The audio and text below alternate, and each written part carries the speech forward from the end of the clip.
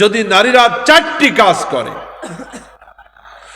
নবীজি বলেন আল মারাতু ইযা সাল্লাত খামসাহা ওয়া সামাত শাহরাহা ওয়া আহসানাত ফারজাহা ওয়া আতাআত বালাহা ফালতাদখুল মিন আইয়ি আবওয়াবিল জান্নাতি শাত। নবীজি বলেন 4টি কাজ যদি মাতৃ জাতি করতে পারে, 1 নম্বরে 5 ওয়াক্ত নামাজ আদায় করবে, অক্ত মতো টাইম 5 ওয়াক্ত নামাজ।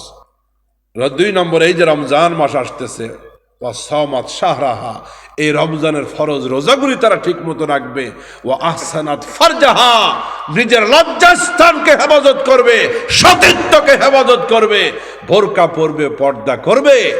এই কাজটা যদি নারীরা করে, 4র্থ হলো ওয়া আতাআত বালাহা, নিজের স্বামীর কথা মেনে চলবে, আনুগত্য বজায় রাখবে। এই 4টি কাজ যদি নারী করে, নবী একটা পুরস্কারের কথা বললেন। নবীজি বললেন ফালতাদখুল মিন আইয়ি আবওয়াবিল জান্নাতি শাত, ওই নারী মৃত্যু হইতে দেরি হবে, আল্লাহ পাক জান্নাতের 8টা দরজা ওপেন করতে দেরি করবে না। আল্লাহু আকবার। তাহলে মা বোনদের জন্য জান্নাত পাওয়া একেবারেই সহজ। আল্লাহ আমার মা বোনদেরকে কবুল করুক, জোরে বলেন আমিন।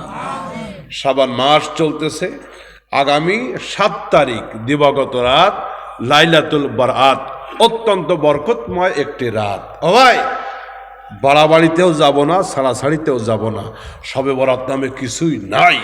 এই একটা বাড়াবাড়ি, আবার এই রাত্রে হালুয়া রুটি খেয়ে একেবারে উল্টাপাল্টা করে সব শেষ করে দেওয়া লাগবে, এই আর একটা বাহাদুরি, আর একটা বাড়াবাড়ি। এগুলির ভিতরে আমরা যাব। রাসূলুল্লাহ বলেছেন যে একটি অত্যন্ত গুরুত্বপূর্ণ রাত নিসফে শাবান। এই রাতে আল্লাহ পাক প্রথম আসমানে তার বান্দাদেরকে ডাকতে থাকেন, কে আসো, রিজিক লাগবে, টাকা লাগবে, ইজ্জত লাগবে, সন্তান লাগবে। টাকা পয়সা দেনেওয়ালা, আর একটু আস্তে আস্তে কইন, খালিদ বিন ওয়ালিদের মতো একটা হুঙ্কার দিয়ে বলেন তো, টাকা পয়সা ইজ্জত দেওয়ার মালিককে?